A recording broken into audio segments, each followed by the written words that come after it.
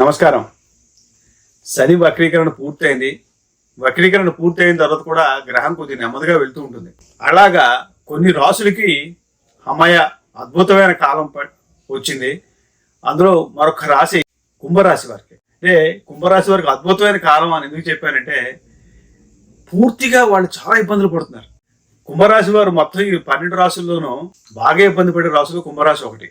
మీకు కాస్త వెసులుబాటు ఉంటుందంటే, రహస్యమైన శత్రువుడు ఇన్ని రోజులు బట్టి మిమ్మల్ని రహస్య శత్రువుడు కొద్దిగా ఇబ్బంది పెడుతూ ఉంటారు. శత్రువు మీ వెనకాదలో ఉంటాడు కానీ మీకు తెలియదు. వాళ్ళ యొక్క తీవ్రత తగ్గుతుందంటే వాళ్ళ యొక్క తీవ్రత తగ్గుతుంది.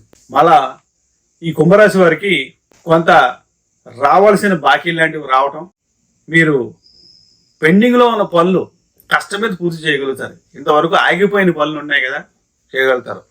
అనారోగ్య బాధలు కూడా కొంత తీవ్రత తగ్గుతాయి. పూర్తిగా తగ్గవు కానీ అనారోగ్య బాధలు కూడా కొంత తీవ్రత తగ్గుతాయి. కానీ కాళ్ళకి దెబ్బలు తగలకుండా చూసుకోండి.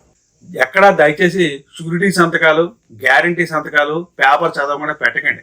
ఎందుకంటే ఈ 4 నెలలు రిలీఫ్ ఉంటుంది, తర్వాత మళ్ళీ కొంత ఇబ్బందులు వస్తాయి.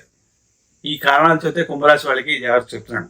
అయితే కుంభరాశి వారు ఈ రిలీఫ్ ఉన్న ఈ 4 నెలలు కూడా మీరు ఏమైనా స్థిరాస్తులు అమ్మకాలి అంటే ఇదే సరైన టైం. తొందరగా మీరు చేసుకోండి.